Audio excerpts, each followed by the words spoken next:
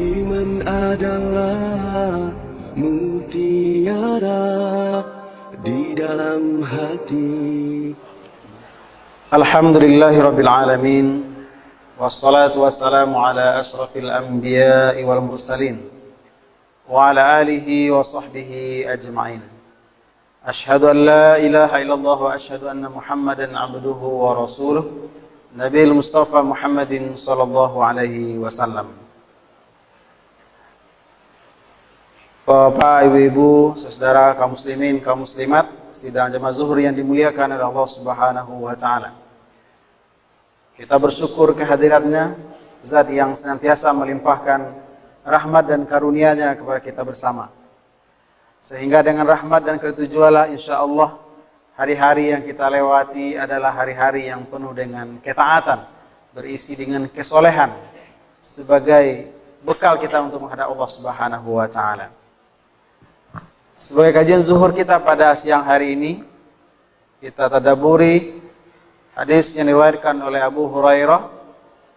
An Abi Hurairah radhiyallahu anhu qala Rasulullah sallallahu alaihi wasallam, akmalul mu'minina imanan ahsanuhum khuluqa wa khiyarukum linisa'ihim.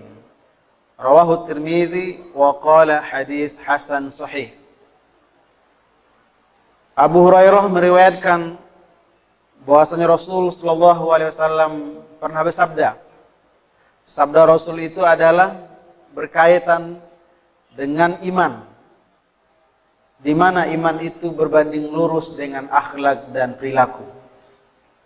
Rasul mengatakan bahwa kesempurnaan iman seseorang atau iman seseorang menjadi sempurna adalah ketika ahsanuhum khuluqa, ketika akhlaknya menjadi baik.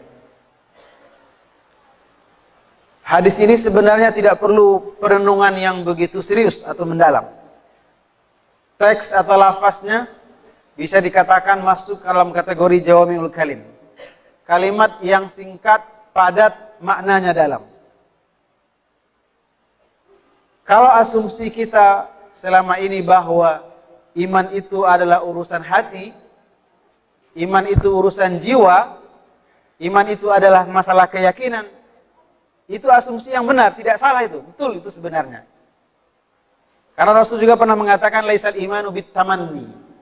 Iman itu bukan angan-angan, tetapi iman itu adalah tasdiqum bil qalbi wa takrirum bil lisan wa amalu bil arkan. Iman itu adalah sesuatu yang dibenarkan oleh hati, yang dilafazkan oleh lisan kita, yang dibuktikan dengan tahap pertama seminimal-minimalnya adalah dengan bersyahadat. Kemudian syahadat itu dibuktikan dengan amal perbuatan, dan itu adalah ibadah. Tetapi apa buah dari iman? Ketika kita membenarkan dengan hati bahwa Allah itu adalah zat yang maha hidup, zat yang maha pemberi rezeki, Dia yang menghidupkan dan yang mematikan. Apa buah dari keimanan kita bahwa Allah menciptakan surga dan neraka? Ada timbangan amal, ada malaikat yang mengawasi segala perbuatan kita. Bahkan juga ada malaikat yang nanti akan menanya amal kita di akhirat kelak, di dalam kubur. Apa buah dari semua itu? Ternyata buah dari semua itu yang diinginkan oleh Allah dan Rasulnya adalah perubahan pada akhlak dan perilaku. Artinya apa? Kalau memang kita beriman, apalagi kalau kita ingin sampai pada puncak kesempurnaan iman, dia bisa dibuktikan dalam keseharian kita. Apakah akhlak dan perilaku kita akhlak perilaku yang terpuji, yang mulia, yang diridhoi oleh Allah Subhanahu wa taala. Oleh karenanya, seorang muslim yang baik yang bisa membuktikan imannya, idealnya tidak ada lagi istilah dia muslim tapi kok berbohong ya. Nah, nggak ada lagi kalimat itu seharusnya. Karena seorang muslim yang mukmin pasti menjadi orang yang jujur. Dia muslim tapi kok suka mencuri. Tidak masuk akal itu logikanya. Kenapa? Karena tidak ada ibadah yang kita kerjakan, dan ini pengulangan dari apa yang kita sampaikan sebelumnya. Tidak ada ibadah yang kita kerjakan kecuali dia harus berbuah pada akhlak dan perilaku. Betul kita sholat, tapi apa yang diinginkan oleh Allah dengan sholat yang kita kerjakan?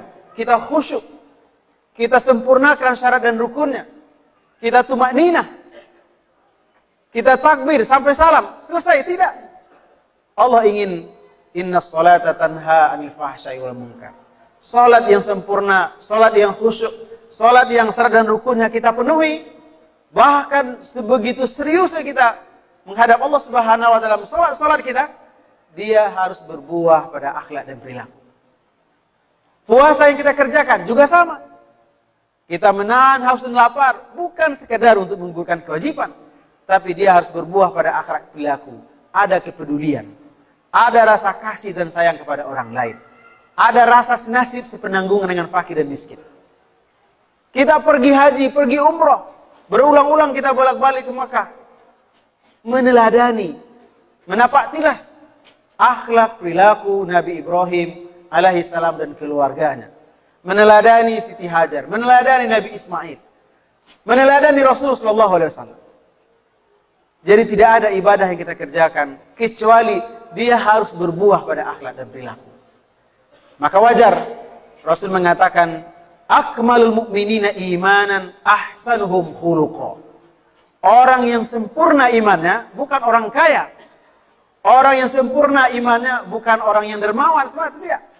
Orang yang sempurna imannya adalah ketika akhlak, budi pekertinya, perilakunya memang mulia, diridhoi oleh Allah Subhanahu wa taala.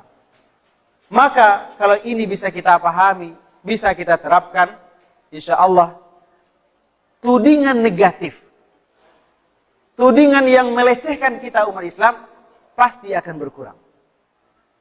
Hari ini kita sulit untuk membedakan. Atau kalau dihadapkan pada pilihan-pilihan yang tidak ideal, mungkin kadangkala kita memilih, biarlah dia agamanya biasa-biasa saja.